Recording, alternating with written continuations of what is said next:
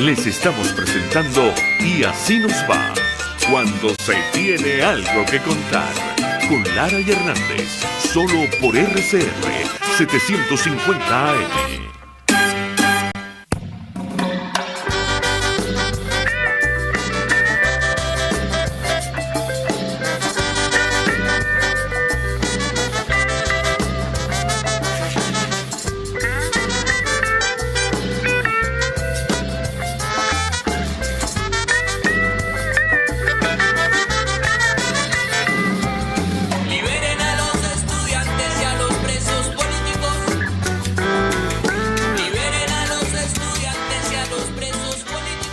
La semana pasada hablábamos del caso del señor José Eloy Rivas. El señor José Eloy Rivas, como ustedes sabrán, fue involucrado en todo este caso del dron en el año 2018. De hecho, está detenido desde agosto del año 2018.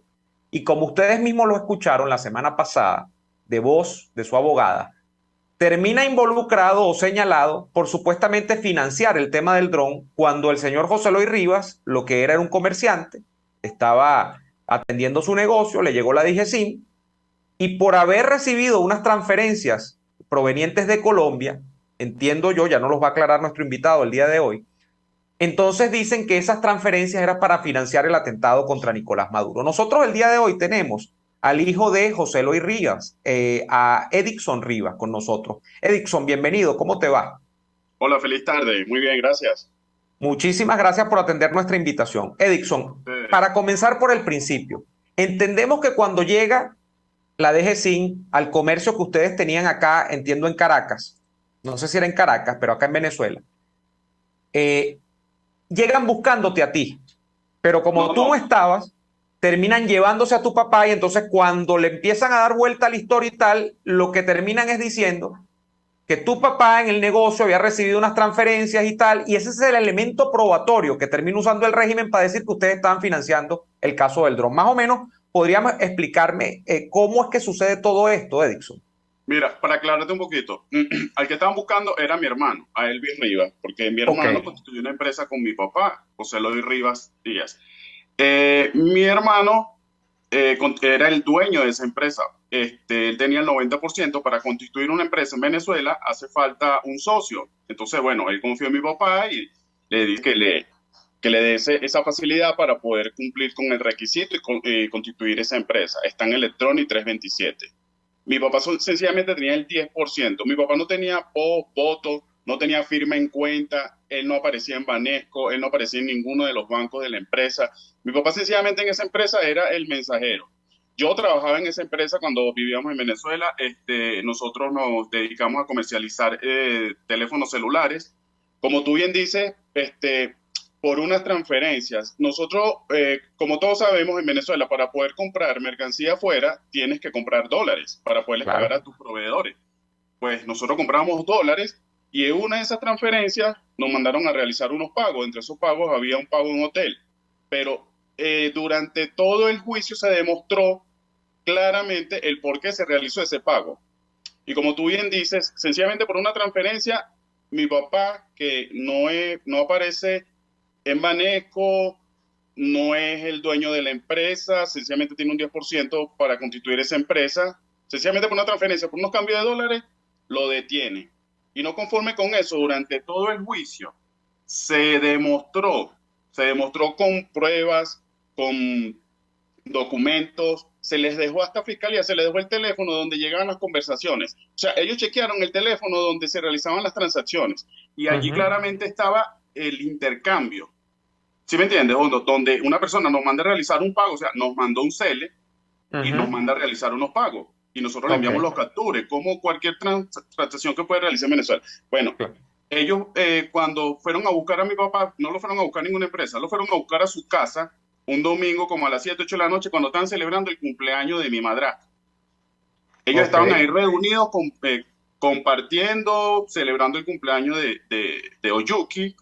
Y bueno, fue el SEBIN y se lo llevaron detenido. Fueron preguntando por mi hermano, por Elvis Rivas, quien se iban a llevar a mi hermano, pero como no estaba, se iban a mi papá. Y bueno, Edixson, por curiosidad, ¿tu papá, tu hermano o tú militaban en algún partido político, estaban en actividades políticas en ese momento? Mira, en lo absoluto, nosotros de verdad que nunca nos preguntamos cómo caímos en un tema político, porque nosotros sencillamente nos hemos dedicado a trabajar para mantener a nuestra familia, como todo ciudadano común. Nosotros, ni Ustedes son pendientes. comerciantes, ustedes se dedicaban al comercio familiar. Exacto, nosotros somos comerciantes. El dueño de esta empresa era mi hermano. Ujú. Mi papá trabajaba con nosotros, yo trabajaba para mi hermano, yo era sencillamente en esa empresa un vendedor. Y bueno, como cualquier ciudadano común en Venezuela que quiere echarle pichón a la vida, salir adelante, eso es lo que nos dedicábamos. Claro, Edison, y para reiterar un poco lo que nos dijo la abogada la semana pasada, el único elemento probatorio que sale a la luz en el juicio, por ponerle un nombre, porque eso no es un juicio, eso es prácticamente pues una sentencia de antemano, es el tema de unas transferencias. No hay más elementos probatorios en todo el juicio. Absolutamente más nada. Una transferencia que nosotros demostramos por qué se hizo esa transferencia durante todo el juicio. Mira, tan es así que la muchacha que trabaja con nosotros, la secretaria, ella, la que realizaba los pagos, primeramente un acercamiento con el fiscal, con Farid Mora, de parte de la abogada, Estefanía Miglorini. Ella fue, conversó con él y quería demostrar de por qué mi papá estaba allí, de contarle por qué. Bueno, nosotros teníamos todas las pruebas, va la muchacha, va a fiscalía, obviamente aterrada, pero bueno, se enfrentó porque somos inocentes. Claro. Y ella sencillamente quería contar la historia. Entonces se le llevó el teléfono, se le llevó la fe de la persona que mandó a realizar el pago. O sea, se mandó todo, se les entregó todo al fiscal. El fiscal le realiza experticia a todas esas pruebas, comprueban de que todo eso es veraz y luego de que ellos tienen, o sea, de que Fiscalía, el departamento de experticia ahí en la Fiscalía realiza todo eso, esas pruebas que nosotros entregamos, ellos luego en el juicio, no recuerdo la fecha en este momento, pero en una de las audiencias, el mismo fiscal entregó todas esas pruebas al tribunal y se las hace llegar al juez y él mismo indica, con palabras textuales, entrego estas pruebas complementarias que exculpan a José Eloy Rivas Díaz. Fiscalía admite que las pruebas son válidas y que exculpan a tu papá, pero terminan sentenciándolo con las pruebas que dicen que es inocente. O sea, de verdad. Sí. O sea, nosotros sencillamente estábamos tranquilos porque primeramente nosotros queríamos demostrar la inocencia porque era la manera como que podíamos salir de ese problema, ¿cierto? Entregamos las pruebas, Fiscalía las admite, les realizan experticia, se entregan en el juicio, la juez las recibe, el mismo fiscal exculpa a mi papá. Entonces, o sea, nosotros sencillamente como familia conversamos que teníamos que esperar que terminara el juicio para que mi papá saliera en libertad, porque oye, durante todo este proceso, todo lo que había sucedido, nosotros sencillamente estábamos muy tranquilos. Muy tranquilo. Edison, pero en ese punto es importante. Ustedes no tienen, y no es un delito tener una preferencia política. Aquí los venezolanos tienen todo el derecho de estar en contra o a favor de Maduro. Eso está claro. Pero independientemente de eso, ustedes no estaban en eso, ustedes entregaron las pruebas. Ustedes no se han puesto a pensar en estos 4 años, me imagino que sí, pero ¿qué han pensado sobre por qué empecinarse con su papá o en este caso con tu hermano? ¿Por qué? ¿Quién habría hecho eso? Hermano, mira, nosotros tenemos esa misma pregunta, porque es que yo quisiera saber por qué. Nosotros nos preguntamos todos los días, ¿por qué? O sea, si mi papá fuera un objetivo político, si fuera un militar, alguien que les estorbara o alguien que les representara peligro, pues tal vez uno lo entendiera, porque bueno, de repente está metido en la política. Pero mira, mi papá, como lo dije en alguna otra entrevista, mi papá es el financista del terrorismo, de un magnicidio más pobre de la historia. Porque mi papá es un ciudadano de a pie, común que anda en metro, jubilado de la extinta Policía Metropolitana. Entonces, por favor, ¿qué poder económico puede tener mi papá para financiar ese hecho? O sea, y yo no entiendo por qué, aún ellos sabiendo que mi papá es inocente, yo quisiera saber por qué ellos aún lo siguen manteniendo tras las rejas. O sea, mi papá es una persona de la tercera edad, mi papá tiene 64 años, trabajó toda su vida al Estado venezolano, como te dije, como policía de la metropolitana. Y yo no entiendo por qué a esta altura de la vida mi papá tiene que estar viviendo en el rodeo donde no quiere estar, en vez de estar disfrutando de su familia, de sus nietos, de sus hijos y de su propia vida, porque es que el infierno que está viviendo mi papá no se lo merece. Y más aún sabiendo todos ellos, te hablo de todos ellos, fiscalía, jueces, todos los que están en ese tribunal, yo incluso que hasta más allá, deben saber que mi papá es inocente. Y con todo y eso, sin alevosía alguna, lo condenan no solo a eso, sino a 20 años de prisión. Oye, hermano, eso es una cadena perpetua para mi papá. Claro, para una persona de tan avanzada edad. Tu papá tiene 64 años. ¿Cómo has vivido tú, porque tú estás en este momento fuera del país, estás en Colombia?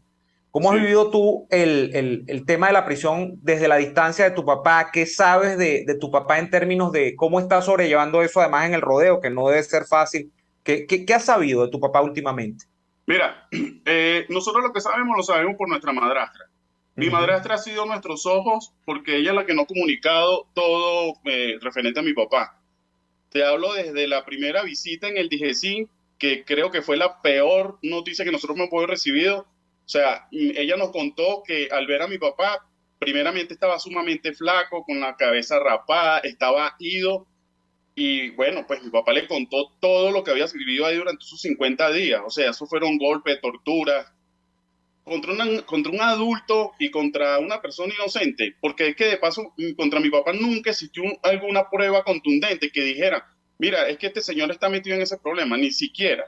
Yo no entiendo o sea, tanta la inteligencia de los organismos de seguridad.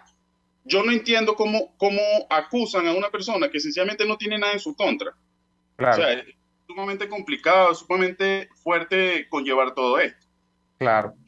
Edixson, le deseamos a tu papá la pronta y segura libertad, que se pueda reunir con tus hermanos, contigo mismo, con tus familiares, que pueda ver la luz del día nuevamente y bueno, y reiterarte que a través de este medio tienes una tribuna abierta para comunicarnos cualquier avance del caso que quieras comunicar, cualquier precisión que quieras hacer a la opinión pública. Tienes los micrófonos de RCR y así nos va disponible. Si quieres dar un mensaje final, tienes los micrófonos a disposición en este momento, Edixson. No, primeramente, muchas gracias a todos ustedes. De verdad que, pues sí, yo quisiera como que hacerle llegar a muchos que cuando se vean involucrados en un caso de esto, hay que denunciarlo, hay que alzar la voz, hay que decirlo, porque es que todos lastimosamente somos vulnerables y debemos apoyarnos y ser empáticos ante cualquier situación como esta. También con los mismos políticos que sencillamente se acuerdan entre ellos y hay personas inocentes que necesitan ser escuchadas. Así es, así es. Suscribo tu comentario. Gracias, Edixson. Era Edixson Rivas, hijo del preso político José Eloy Rivas, preso político del régimen de Nicolás Maduro. Nosotros tenemos que hacer el corte comercial y rapidito estamos de vuelta Y Así Nos Va. Ya venimos. RCR les está presentando a Lara y Hernández en Y Así Nos Va por sus 750.